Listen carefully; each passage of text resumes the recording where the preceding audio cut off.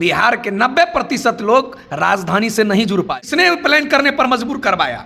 बिहार सरकार अगर गांव का विकास नहीं देखना चाहता है तो सरकार यह तय करे ना। अगर गांव की सच्चाई को अगर आपको देखना है तो अभी जाके देख लीजिए। इस वक्त सभी बिहार के वार्ड सदस्यगण खफा खफा नजर आ रहे हैं। सभी लोग का एक ही नारा है कि हमारी मांगे पूरी करो, नहीं तो आने वाले दिनों में सभी वार्ड सदस्यगण इस्तीफा दे देंगे। इस मुद्दे पर हमारे साथ खास बातचीत करने के लिए वार्ड सदस्य के अध्यक्ष गणेश चौधरी जी है। गणेश जी, जिस तरह से सभी वार्ड सदस्यगण खफा है, सरकार से आप लोगों की मांग है और सरकार से भी आप कभी खफा खफा नजर आते हैं, ऐसा क्या मांग है जो सरकार आप लोगों की पूरी नहीं कर पा रहे हैं? देखिए, सबसे बड़ी बात क्या है कि पहली बार बिहार में पंचायत वार्ड सदस्य संघ ऐसा एक फैसला, ऐतिहासिक फैसला 8 तारीख को लेने जा रहा है, जिस फैसला के तहत बिहार सरकार ने जो गांव के लोगों को एक तरह से एक जुमलेबाजी और एक मुंगेरी लाल का सपना दिखाने का काम कर रहा है कि मैं विकास कर रहा हूं। तो मैं आपको बता देना चाहता हूं कि गांव की जो व्यवस्था बनी हुई है और उस व्यवस्था में अगर आपको नजर आ रहा है, क्योंकि मैं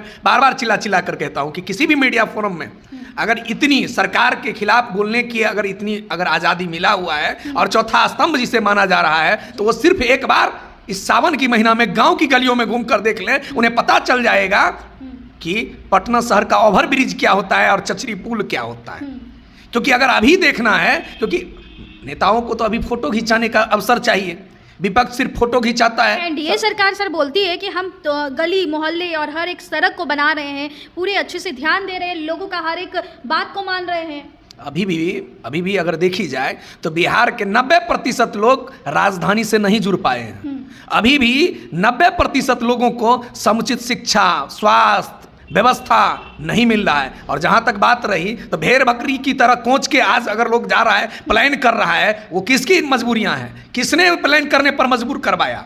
बिहार सरकार और इनके तमाम वो विधायक और सांसद और एमएलसी। अगर एक मनरेगा योजना चल रहा है, अगर मनरेगा योजना में अगर मजदूरों को सामने अगर मजदूरी अगर मिल जाए तो 300 और 400 का मजदूरी करने के लिए पर डे दिल्ली या मुंबई या मतलब कलकत्ता नहीं दौड़ेंगे। अगर 400 रुपये अगर पर डे उनको गाँव में ही मिल जाएंगे तो क्यों जाएंगे दिल्ली मुंबई कमाने के लिए?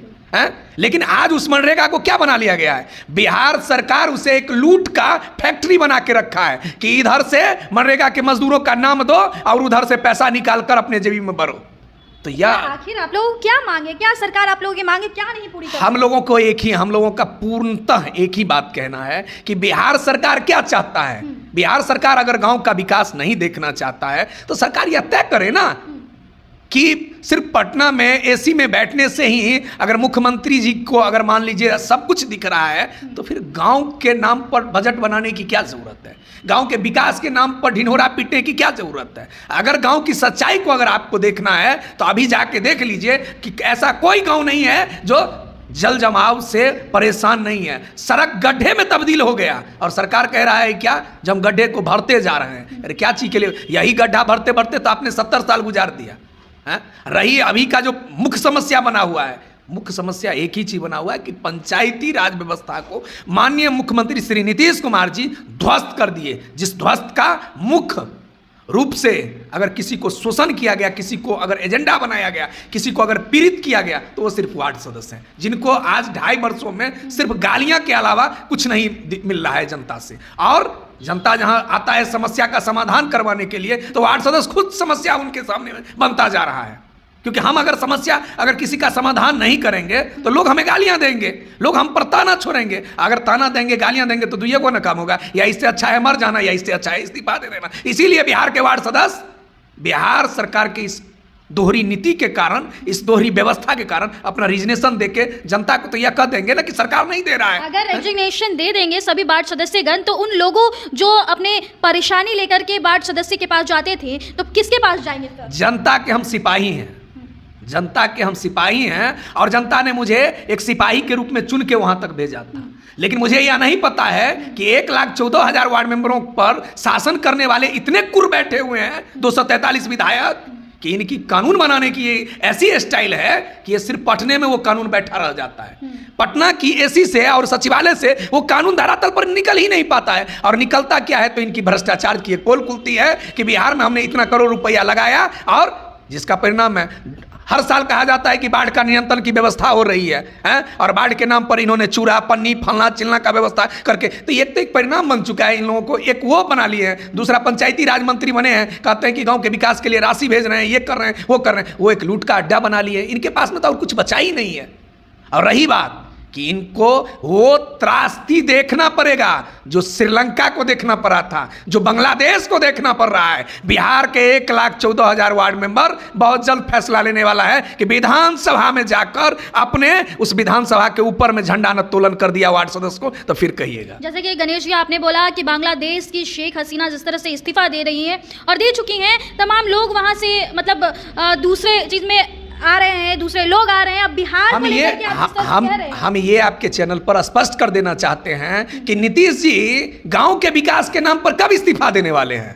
अपने कुर्सी के लिए तो सब बार इस्तीफा दिए हैं, अपने सम्मान के लिए तो सब बार इस्तीफा दिए हैं। गांव की जनता और गांव के विकास के नाम पर कब इस्तीफा देंगे?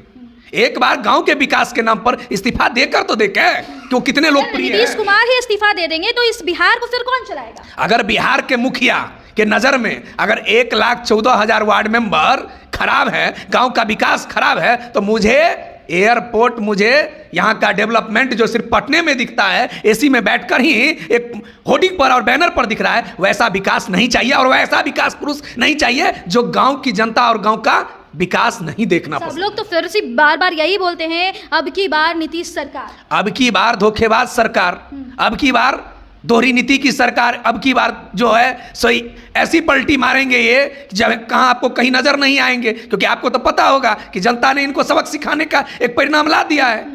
इन्हें ये चीज ध्यान रखना पड़ेगा कि जिस प्रकार से इन्होंने वार्ड सदस्यों को 2.5 सालों में ठगने का काम कर रहे हैं, अगर अभी भी है क्या नाम है, हम लोग फरियादी की तरह नहीं, हम लोग एक जनता के द्वारा चुने हुए जनप्रतिनिधि हैं। हम 1,14,000 जीत के आए हुए हैं जनप्रतिनिधि हैं, और सरकार को यह जल्द से जल्द निर्णय लेना पड़ेगा, नहीं तो वही देखना पड़ेगा जो आने वाले समय में इनको बताया जाएगा।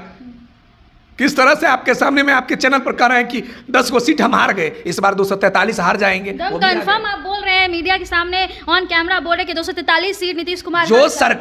जो सरकार अविश्वास पैदा हो जाए, जिस सरकार पर जनप्रतिनिधियों को ही अविश्वास पैदा हो जाए, तो जहां की जनता और जनता द्वारा चुने हुए जनप्रतिनिधि अगर आपको अविश्वास पैदा कर दे, तो कहीं आपको लगता है कि 1,14,000 के सामने में कहीं रोड पर भी 243 विधायक निकल पाएंगे, या 40 सांसद आ पाएगा, या 24 MLC में निकल पाएंगे? इनको कहीं गांव में अब ढुकने नहीं दिया जाएगा, क्योंकि हम लोग यह तय कर लिए हैं कि जो गांव का विकास देखना पसंद नहीं करता है, वैसे सरकार को हम देखना पसंद नहीं करते। चलिए, तो आपने सुना कि साफ तौर पर सभी वार्ड सदस्य के अध्यक्ष गणेश चौधरी जी क्या कह रहे हैं। अगर सरकार इन लोगों की मांगे पूरी नहीं करती है तो आने वाले दिनों में 8 अगस्त को सभी वार्ड सदस्यगण इस्तीफा दे देंगे, क्योंकि यह सभी लोग बिहार सरकार से खफा है, क्योंकि बिहार सरकार इनकी मांगों को पूरे नहीं कर रहे हैं। आपको क्या लगता है, हमें कमेंट बॉक्स में अपनी ओपिनियन जरूर दे दीजिएगा, और ऐसी देश दुनिया की तमाम खबरों के लिए हमारे चैनल को भी सब्सक्राइब कर लीजिएगा। बहुत बहुत धन्यवाद।